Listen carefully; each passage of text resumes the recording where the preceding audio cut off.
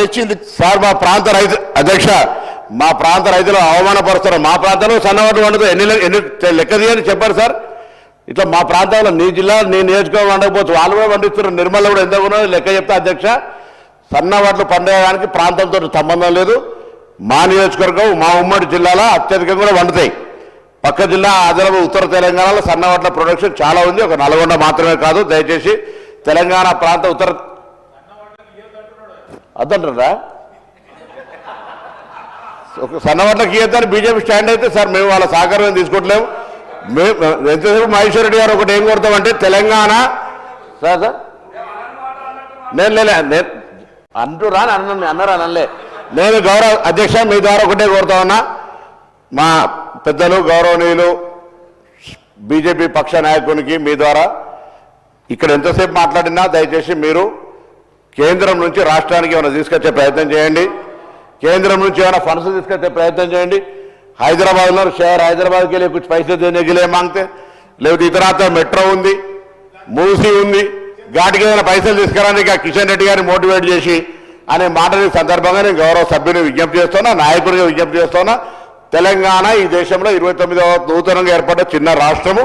ఈ రాష్ట్రానికి కేంద్ర ప్రభుత్వం నుంచి 10 సంవత్సరాలుగా టీఆర్ఎస్ పార్టీ అడుగుతలేదనే కారణం మీద, ముఖ్యమంత్రి ప్రధానమంత్రి కలుస్తలేదనే కారణం మీద తప్పించుకోవడానికి ఇద్దరికి అవకాశం ఉంటే ఇవాళ మేము ప్రధానమంత్రి గారిని మంత్రులను అనేక సందర్భాల్లో కలుస్తా ఉన్నాం. ఇక్కడ ఈ రాష్ట్రానికి నిధులు అవసరం ఉన్నాయి. కేంద్రం నుంచి నిధులు తీసుకురావాలని గౌరవ శాసనసభ పక్ష నాయకులు ఉదయపూర్గా విజ్ఞప్తి చేస్తా ఉన్నా. అధ్యక్ష పొన్నం ప్రభాకర్ గారు సబ్జెక్ట్ని డివైడ్ చేస్తున్నారు అధ్యక్ష. నేను చాలా స్పష్టంగా మేనిఫెస్టోలో 10 పంటలకు బోనస్ ఇస్తామని చెప్పి 10 పంటలకు బోనస్ ఇస్తామని చెప్పి మీరు మేనిఫెస్టోలో పెట్టుకొని అందరినీ రైతుల్ని మోసం చేసి బోనస్ ఇవ్వకుండా కేవలం సన్న వడ్లకు ఇస్తా ఉన్నారు. దొడ్డు వడ్లకు ఎందుకు ఇవ్వడం లేదు? మరి మక్కలకు ఎందుకు ఇవ్వడం లేదు? మీరు గోధుమలకు ఎందుకు ఇవ్వడం లేదు? జొన్నలకు ఎందుకు ఇవ్వడం లేదు? మీరు ఇస్తామన్నటువంటి 10 పంటలకు ఎందుకు ఇవ్వడం లేదు మాత్రం నేను ప్రశ్నించాను అధ్యక్ష. ఇకపోతే కేవలం కొన్ని నియోజకవర్గాల్లో సన్న బియ్యం నాగార్జున సార్ కింద సన్న ఓట్లు వేస్తారు కాబట్టి మరి అక్కడ ఉన్నటువంటి మంత్రి ఇన్ఫ్లుయెన్స్ తోటో లేకుండా నల్గొండ జిల్లాలో ఎక్కువ వండుతాయి కాబట్టి వాళ్ళు ఏమన్నా సన్న బియ్యానికి ఇప్పించుకున్నారా? మరి మా ప్రాంతం మిగిలిన ప్రాంతంలో సన్న బియ్యం చారణ పండితే దొడ్డు బియ్యం బారణ పండిస్తారు అధ్యక్ష. ఎందుకంటే ఈల్డ్ దొడ్డు బియ్యంకి ఎక్కువ వస్తుంది అధ్యక్ష. ఒక ఎకరానికి 30 నుంచి 40 కుంటలు దొడ్డు బియ్యం వస్తుంది. సన్న బియ్యం కేవలం 20 కుంటలు వస్తుంది కాబట్టి మా రైతులంతా కూడా దొడ్డు బియ్యం పండిస్తారు అధ్యక్ష. అలాంటిది మరి దొడ్డు బియ్యంకి మీరు ఎందుకు బోనస్ ఇవ్వడం లేదు? ఎప్పటికల్లా మీరు బోనస్ ఇస్తారని మాత్రం మేము ప్రశ్నిస్తా ఉన్నాం అధ్యక్ష. ఈరోజు ఒకటే అడుగుతా ఉన్నాను అధ్యక్ష. ఈరోజు ఉన్నటువంటి అనేకమైనటువంటి అంశాలు అధ్యక్ష, రైతులకు మీరు చేసినటువంటి అనేకమైనటువంటి మరి ఇచ్చినటువంటి భరోసాలు అధ్యక్ష, ఆ భరోసాల గురించి పొన్నం ప్రభాకర్ గారు మాట్లాడారు అధ్యక్ష. ఎందుకంటే ఇప్పటివరకు నేను అనేకమైనటువంటి అంశాలు చెప్పిన అధ్యక్ష. మరి ఆయన అడగమండి, ఆయన నియోజకవర్గంలో అందరికీ రుణమాఫీ జరిగిందా? అందరికీ రైతు భరోసా వచ్చిందా? మరి ఖరీఫ్ సీజన్లో ఇచ్చారా? మరి వారికి ఖరీఫ్ సీజన్లో ఇచ్చారా? అంటే మీ నియోజకవర్గంలో ఇచ్చారు, మా నియోజకవర్గం ఇవ్వరా? అంటే అట్లా కాదు. ఇప్పుడు నేను ఒకటే అడుగుతా ఉన్నాను, మీరు ఖరీఫ్ సీజన్లో కానీ లేకుంటే మొన్న రబీ సీజన్లో కానీ మీరు ఇస్తామన్నటువంటి మరి రైతు బంధు ఇచ్చిండ్రు అధ్యక్ష? మీరు ఇస్తామన్నటువంటి రైతు బంధు ఎక్కడ ఇచ్చిండ్రు చెప్పండి అధ్యక్ష? ఇస్తున్నాం, ఎప్పుడు ఇస్తారు? మార్చిలో మరి ఏమి ఇస్తారు? మీరు ఖరీఫ్ కూడా ఇస్తారా? ఖరీఫ్ తీస్తారా అంటే ఎగ్గొట్టినట్టేనా? ఖరీఫ్ డబ్బులు ఎగ్గొట్టినట్ట? ఖరీఫ్ డబ్బులు ఇవ్వరట. ఈ రబీ మాత్రం మొన్న మరి 10,000 కోట్లు తీసుకొచ్చారు అధ్యక్ష. మన రాష్ట్ర భూములు తాకట్టు పెట్టి, మన రాష్ట్ర వేల కోట్ల రూపాయల భూములు తాకట్టు పెట్టి మీరు తీసుకొచ్చినటువంటి 10,000 కోట్ల రూపాయల డబ్బుని కేవలం రైతు బంధు కోసమే తీసుకొస్తున్నామని చెప్పినటువంటి మీరు ఈరోజు రైతు బంధు కోసం ఇవ్వకుండా ఆ డబ్బును ఏ గుత్తదారులకు ఎందుకు పంచిండ్రో చెప్పమని అడుగుతా ఉన్నాం అధ్యక్ష. ఏ పర్పస్ కోసం అయితే మీరు లోన్ తెచ్చిండ్రో ఆ పర్పస్ కోసం ఎందుకు ఖర్చు పెడతలేదని మాత్రమే అడుగుతా ఉన్నాం అధ్యక్ష. మీరు ఈ రకంగా ఈ రాష్ట్రంలో దాదాపు 1,50,000 కోట్ల రూపాయలు అప్పు తీసుకొచ్చి ఈ రాష్ట్రాన్ని కేవలం అప్పుల పాలు చేస్తా ఉన్నారు. గత ప్రభుత్వం అప్పు చేసింది కాబట్టి మేము కూడా చేస్తున్నామంటే గత ప్రభుత్వం తప్పు చేసి ఉండొచ్చు. మరి మీరు కూడా ఎందుకు అదే బాటలు నడుస్తూ ఉన్నారు? వాళ్ళు 10 సంవత్సరంలో 6,50,000 కోట్లు 7 లక్షల కోట్లు అప్పు తీసుకొస్తే మీరు ఒకే సంవత్సరంలో 1,42,000 కోట్లు అప్పు చేసినట్టుగా మొన్న సభలో మన డిప్యూటీ సీఎం గారు చెప్పారంటే ఈ రాష్ట్రం ఏ రకంగా అప్పుల బాటలు నడుస్తా ఉన్నదో దీన్ని బట్టి స్పష్టమవుతా ఉన్నది. మీరు కాంపిటీషన్ లో అప్పు తీసుకొస్తా ఉన్నారు. మీరు కాంపిటీషన్ లో ఈ రాష్ట్రం గౌరవ సభ్యులు సభను తప్పుదో పట్టించేందుకు అప్పులు తీసుకొచ్చినామనే మాట చెప్తా ఉన్నారు. ఇలా గవర్నర్ గారు ప్రసంగం జరిగే సందర్భంలో మేము వారిని ఒకటే కోరుతారు, కేంద్రంలో అధికార పార్టీలో ఉన్నటువంటి దానికి సభ్యులు మీరు చెప్తున్న భూమి తాకట్టు పెడుతున్నామా, అప్పు తెస్తున్నాం, ఇవన్నీ ఓవర్కమ్ కావాలంటే మీ సహకారం కావాలి. గతంలో కేసీఆర్ గారు అడగలేదని కారణం మీద తప్పించుకున్నటువంటి పరిస్థితి. ఇలా మేము అడుగుతున్నాం, ఈ సభ ద్వారా సభలో తీర్మానం చేసినాం అధ్యక్ష, బడ్జెట్లో పెట్టలేదని. ఇప్పుడు బడ్జెట్ సమావేశాలు నడుస్తాయి. ఒక ప్రతినిధి బృందం పోయి కొన్ని అంశాలను ముఖ్యమంత్రి గారు మొత్తం కేబినెట్ మంత్రులు అనేక సందర్భాల్లో కలిసి చెప్తున్నాం అధ్యక్ష. మీరు వారికి ఆ విధంగా సూచన చేయండి అధ్యక్ష. ఈ తెలంగాణ అభివృద్ధికి సంబంధించి ఇద్దరు మంత్రులు ప్రాతినిధ్యం వహిస్తూ ఉన్నారు. వారి పార్టీ తరఫున ఎప్పుడు కూడా మహేశ్వర్ రెడ్డి గారు మనం ఈ రాష్ట్రంలో ఉన్నటువంటి దీన్ని వక్రీకరించే ప్రయత్నం తప్ప కేంద్రం నుంచి తెచ్చినామని చెప్పి ఛాతీ నిలబెట్టి చెప్పుకున్నటువంటి సభలో ఉండేటువంటి అవకాశం రావాలని కోరుకుంటున్నా. వారు ధైర్యంగా సభ్యులందరూ వారికి సపోర్ట్లు కొట్టి మహేశ్వర్ రెడ్డి బాగా కొట్లాడిండు, మహేశ్వర్ రెడ్డి గారి గౌరవ సభ్యుడు బీజేపీ నాయకత్వం కేంద్రం నుంచి తీసుకొచ్చిందని చెప్పే విధంగా అప్రిషియేషన్ మా అందరు సభ్యులు కూడా సపోర్ట్లు కొట్టే విధంగా ఎట్లీస్ట్ వారిని మనం తెమ్మని కోరుతున్నా ఒకసారి గట్టిగా సపోర్ట్లు కొట్టి ఇలా వారిని కోరుతాం అధ్యక్ష. మేమంతా అది ఏమని చెప్పి కోరుతున్నాం తప్ప రైతులకు సంబంధించి రైతు బంధు చేసినాం, ఇప్పుడు జరుగుతుంది పేమెంట్ చేస్తున్నాం. 2 లక్షల రూపాయల రుణమాఫీ ఎక్కడన్నా కాకపోతే చెప్పండి, తప్పకుండా 2 లక్షల లోపల రూపాయల రుణమాఫీ ఒక కుటుంబానికి సంబంధించి ఉన్నాయన్నీ కూడా తీర్చినాము. వేదిక సభలో కూడా ఆ మాట చెప్తాను ఇలా ప్రభుత్వ పక్షాన. 2 లక్షల పై ఉన్నటువంటి వాళ్ళని మీరు ప్రొవోకేషన్ చేస్తే దాని మీద ఎన్నికల మేనిఫెస్టోలో 2 లక్షల లోపలనే చెప్పినాం. కాబట్టి నిర్మల్లో కూడా ఇచ్చినాం అధ్యక్ష. వారి లెక్క మొత్తంగా రేపు పొద్దున ఆన్లైన్ డేటా వారికి ఏ ఊర్లో ఏముందో మా అక్కడ మా నాయకులు చెప్తాం. ప్రతి ఊర్లో ఫ్లెక్స్ చేయమని చెప్తాం. ఏ ఊర్లో ఎంతమంది రైతులకు రుణమాఫీ అయిందో నిర్మల్ నియోజకవర్గం మొత్తం కోరుకుంటే ఆ గౌరవ శాసనసభ్యుల దగ్గర కూడా మొత్తం ఫ్లెక్సీ వేయించి ఏ రైతుకు ఏ ఊర్లో ఎంత అయిందో కూడా డేటా ఇస్తాం అధ్యక్ష. కాబట్టి ఇక్కడ రాజకీయ వివక్ష ప్రతిపక్ష శాసనసభ్యులు నిర్లక్ష్యం చేయాలని ఏం లేదు అధ్యక్ష. కాబట్టి దయచేసి మళ్ళీ ఒకటే కోరిక ఏంటంటే మహేశ్వర్ రెడ్డి గారు తెలంగాణ శాసనసభ భారతీయ జనతా పార్టీ శాసనసభ పక్ష నాయకుడిగా కేంద్రం నుంచి నిధులు తీసుకురావడానికి ప్రయత్నం చేస్తే అందరం కూడా ఏకగ్రీవంగా మద్దతునిస్తామనే మాటని సందర్భంగా మనం చేస్తాం. అధ్యక్ష, పొన్నం ప్రభాకర్ గారు మళ్ళీ సబ్జెక్ట్ డిబేట్ చేసే ప్రయత్నం చేస్తూ ఉన్నారు. గతంలో ఈ చర్చకు వచ్చినప్పుడు నేను చెప్పాను అధ్యక్ష, దాదాపు ఈ రాష్ట్రంలో 7 లక్షల కోట్ల రూపాయల కేంద్ర సాయం చేసింది, నిధులు ఇచ్చింది. ఇక్కడ ఆన్గోయింగ్ ప్రాజెక్ట్స్ ఉన్నాయి. వాటన్నిటి మీద చర్చ గతంలో చెప్పినప్పుడు నేను అనేక సార్లు చెప్పడం జరిగింది అధ్యక్ష.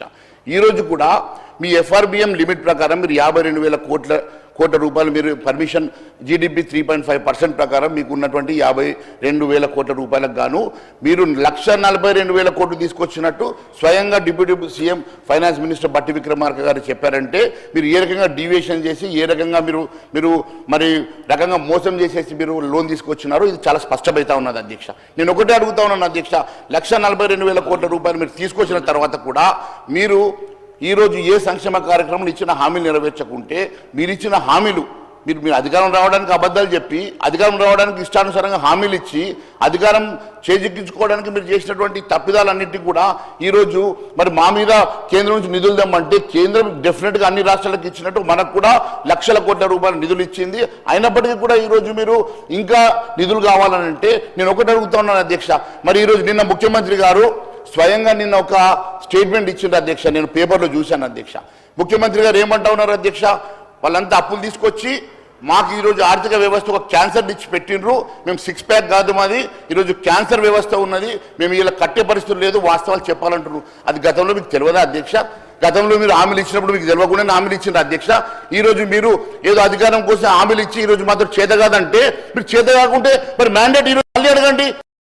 రాజీనామా చేస్తాం, డిజాల్వ్ చేసేస్తాం, రేపు ఎన్నికల్లో స్పష్టంగా వెళ్తాం, అందరం కలిసి వాస్తవాలన్నీ కూడా బయట పెట్టేసి ఆయన కాడికి చెప్తాం, ఏం చేయగలుగుతాం అదే చెప్తాం అని చెప్పి ఎన్నికలకు రండి, దమ్ముంటే మీరు డిజాల్వ్ చేయండి, రాజీనామా చేయండి, ఈ ప్రభుత్వం డిజాల్వ్ చేస్తారండి, ఎన్నికలకు వెళ్తాం, ఖచ్చితంగా మ్యాండేట్ అడుగుతాం, ప్రజలు ఎవరికి పట్టం కడతారో దాన్ని బట్టి ఆ సభలో నేను కూడా ఉన్నా. ఆ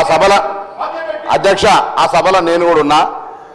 సభలో మేము ఏ పథకాన్ని ఆపుతున్నామని చెప్తలేము. ఉన్న సమస్యను అక్కడ నూతనంగా ఉద్యోగస్తులుగా పొందుతున్న వాళ్ళకి చెప్పే ప్రయత్నం చేసినాం. తద్వారా మీరు ఎన్నున్నా విద్యాబోధన సక్రమంగా అందించాలి. నూతనంగా నియామకమైనటువంటి అధ్యాపకులు నేను ఆ సభలో ఉన్నా అధ్యక్ష. ఇప్పుడు ఒకటే కోరుతా ఉన్నాం, అప్పులకు సంబంధించిన ఉన్నాయని తెలుసు, ఆర్థిక వ్యవస్థీకరణ చేస్తున్నాము. కాంగ్రెస్ పార్టీకి ఇవన్నీ కూడా అనుభవపూర్వకంగా పరిపాలించే అటువంటి అనుభవం ఉన్న దృష్ట్యా వీటన్నిటిని ఓవర్కమ్ చేసుకుంటే ఇప్పుడు ఇలా అధ్యక్ష పాత పథకాలను కొనసాగిస్తున్నామా లేదా? షాదీ ముబారకులు కావచ్చు, కళ్యాణ లక్ష్మీలు కావచ్చు, రైతు బంధు కావచ్చు, లేకపోతే ఇలా కొత్తగా 200 యూనిట్లు కావచ్చు, ఉచిత బస్సుల మహిళా బస్సు కావచ్చు, రైతు బోనస్ కావచ్చు, రైతు రుణమాఫీ కావచ్చు, ఇన్ని కార్యక్రమాలు మీరు జరుపుతున్నాం అధ్యక్ష. ఇన్ని కార్యక్రమాలు జరిగే సందర్భం లోపల చేదోడుగా పెద్దన్నలాగా లేకపోతే నేషనల్ రాజకీయ పార్టీ భారత ఫెడరల్ సిస్టంలో కేంద్ర ప్రభుత్వం రాష్ట్ర ప్రభుత్వం సహకారం అడిగితే మీరు ఎంతసేపు దానికి విమర్శ చేసేట్ల అధ్యక్ష. ఇలా బరాబర్గా ముఖ్యమంత్రి గారు అక్కడ ఏమన్నా ఊపర్ శర్వాణి అందరు పరిశాని అంటే అక్కడ ఉండేటటువంటి ఆర్థిక ఆహార పరిస్థితి బాగా గొప్పగా చూపెట్టినారు. ఇట్లాగా భవనాలు కట్టో లేకపోతే అందమైన భవనాలతో తెలంగాణ ఆర్థికంగా గొప్పగా ఉన్నది అనుకునేది ఇది కొద్దిగా ఇబ్బందికరంగా ఉన్నది. అయినా అన్ని అధిగమిస్తున్నాం, చేస్తామని చెప్పినారు. ఎక్కడ మీరు తప్పించుకునే ప్రయత్నం చేస్తారు అధ్యక్ష. సభలో నేను ఉంటి కాబట్టి నేను స్పష్టం చేసే ప్రయత్నం చేస్తా ఉన్నా. అధ్యక్ష, మళ్ళీ అదే అబద్ధాలు చెప్పి ప్రయత్నం చేస్తున్నారు అధ్యక్ష. మళ్ళీ అదే మాట అధ్యక్ష. గౌరవ మంత్రి గారు, ఒక క్యాబినెట్ మంత్రి గారు వారు ఈ రకంగా మరి తప్పు మాట్లాడి అబద్ధం మాట్లాడి మొత్తము 100% రుణమాఫీ జరిగిందంటారు అధ్యక్ష. మరి నిర్మల్ పేరు తీసుకున్నారు కదా అధ్యక్ష. మరి ఎప్పుడు వెళ్దామో చెప్పమనండి. నిర్మల్లో అందరికీ ఒకవేళ వచ్చిందా మరి అక్కడే కూర్చొని మీటింగ్ పెడదాం, రాని వాళ్ళందరినీ తీసుకొచ్చి వారి ముందు నిల్చోబెడతా. మరి దానికి మీరు సిద్ధమా అని అడుగుతా ఉన్నా. బీజేఎల్పీ నాయకులు మహేశ్వర్ రెడ్డి గారు సభను ప్రక్కదోవరి పెట్టిస్తున్నారు అధ్యక్ష. ఈరోజు మా గౌరవ సహచరులు పొన్నం ప్రభాకర్ గారు, కూర్చోండి సార్, అంత ఆవేశం ఏంటి సార్? ఇప్పుడు మేము మా ప్రభుత్వ పరిపాలనకు సంబంధించి పొన్నం ప్రభాకర్ గారు స్పష్టంగా చెప్పడం జరిగింది అధ్యక్ష. ఈ ఫెడరల్ సిస్టంలో కేంద్ర ప్రభుత్వానికి సంబంధించి ఈ రాష్ట్రం నుంచి 8 మంది పార్లమెంట్ సభ్యులని, అదేవిధంగా శాసనసభ్యులు బీజేపీ పార్టీ తరఫున ఎన్నుకోబడ్డారు అధ్యక్ష. వారికి కూడా బాధ్యత ఉంది, మీకు పటిష్టమైన నాయకత్వం ఉంది అని మీరు చెప్తా ఉన్నారు. మీరు సహకరించమని కోరుతా ఉన్నారు అధ్యక్ష. ఎక్కడ డిబేట్ అయినరు? రుణమాఫీ విషయంలో నిర్మల్లో కూడా జరిగిందని చెప్పినరు. ఏ రైతుకు 2 లక్షల రూపాయల మేరకు ఒక కుటుంబానికి వారికి మేము రుణమాఫీ చేయడం జరిగిందో రేపే స్పష్టంగా పూర్తి స్థాయిలో వివరాలు అందిస్తాం. దీనికి ఛాలెంజ్ చేయమంటారా? ఈరోజు అదే పొన్నం ప్రభాకర్ గారి ట్రాన్స్పోర్ట్ డిపార్ట్మెంట్ పరంగా నిర్మల్కు సంబంధించిన మా అక్కలు, చెల్లెలు, అమ్మలు ప్రతిరోజు ప్రయాణం చేస్తా ఉన్నారా లేదా? వద్దంటారా అధ్యక్ష? 200 యూనిట్లకు సంబంధించి వారి నిర్మల్ నియోజకవర్గంలోనే 200 యూనిట్ల ఫ్రీ కరెంట్ వస్తా ఉన్న ప్రతి ఒక్కరికి సంబంధించిన జాబితాను అందజేస్తాము. వద్దని చెప్పండి, ఆపేస్తాం. సన్న ఓట్లకు సంబంధించిన బోనస్ ఇస్తా ఉంటే అది కాదు, మీరు అది ఇయ్యకుండి మీరు ఏదైనా చేయండి కానీ చేయమంటా ఉన్నారు. ఛాలెంజ్ చేస్తా ఉన్నప్పుడు ఈరోజు 14 నెలల కాలాయంలో మేం ప్రవేశపెట్టిన సంక్షేమ కార్యక్రమాలు మీ బీజేపీ రాష్ట్ర పాలిత ప్రభుత్వాల సంబంధించి వారు ఇచ్చిన హామీలు 14 నెలల నుంచి కాదు, 15 నెలల నుంచి కాదు, వారి కంటే ఎక్కువ మీ మిత్రపక్షమైన పక్క రాష్ట్రంలో మీరు కూడా దాంట్లో పాత్రదారులు ఉన్న వారి కంటే ఎక్కువగా పనిచేస్తూ కనబడతా ఉన్నప్పుడు ఛాలెంజ్ చేస్తా ఉన్నాడు.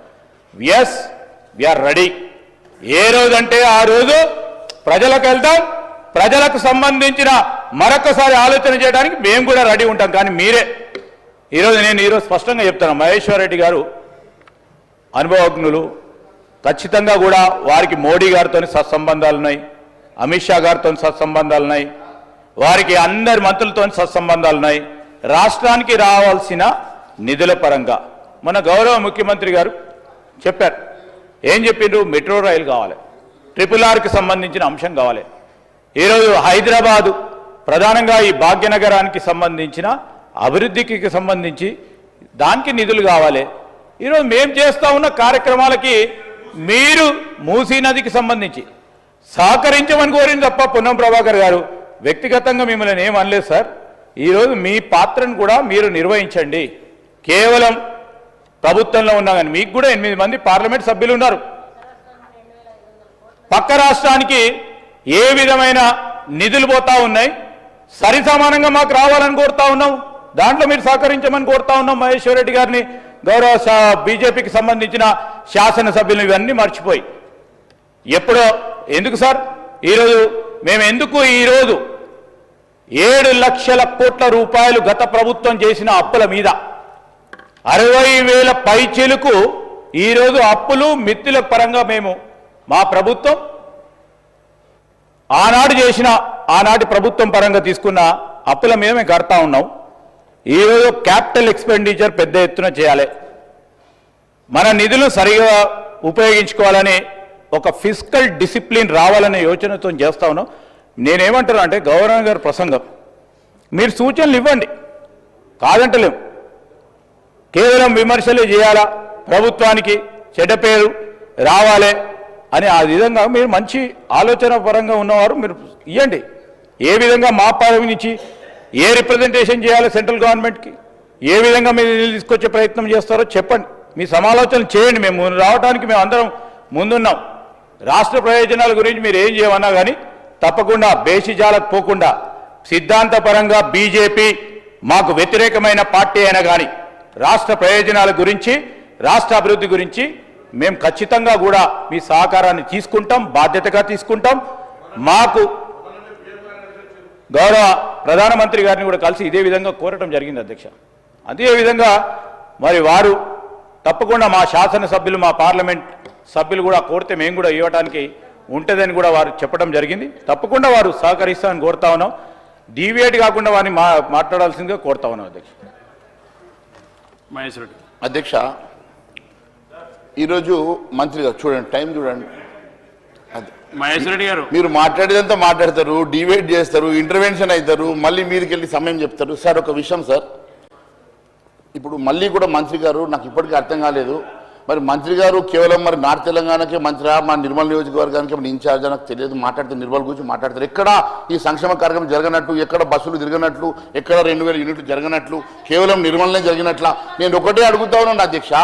నేను అడిగింది ఏంది అధ్యక్ష, మీరు ఇస్తామన్న 10 పంటలకు మీరు ఇస్తామన్న బోనస్ ఎందుకు ఇవ్వలేదని ప్రశ్నించాను అధ్యక్ష. మీరు ఇస్తామన్న రైతు రుణమాఫీ విషయంలో మీరు ఎందుకోసమని రైతు రుణమాఫీ అందరికీ చేయలేకపోయినరు అన్నాను. చేశాను అంటున్నారు కదా అధ్యక్ష. మరి గౌరవ మంత్రి గారు 2 మంత్రులు అన్నారు కదా, 2 మంత్రులు రమ్మనండి. నేను వారు అడిగిన నియోజకవర్గమే 119 నియోజకవర్గాల్లో వారు ఏ నియోజకవర్గం తీసుకెళ్తారో ఆ నియోజకవర్గం వెళ్దాం. అక్కడ ఎవరెవరికైతే రుణమాఫీ జరగలేదో వాళ్ళనే వారి ముందు కూర్చోబెడతా, అడగండి. ఎందుకు అధ్యక్ష, ఒక సింపుల్ ఎగ్జాంపుల్ చెప్తా అధ్యక్ష. రుణమాఫీ నిధులు మాట్లాడండి. Sir సబ్జెక్టే sir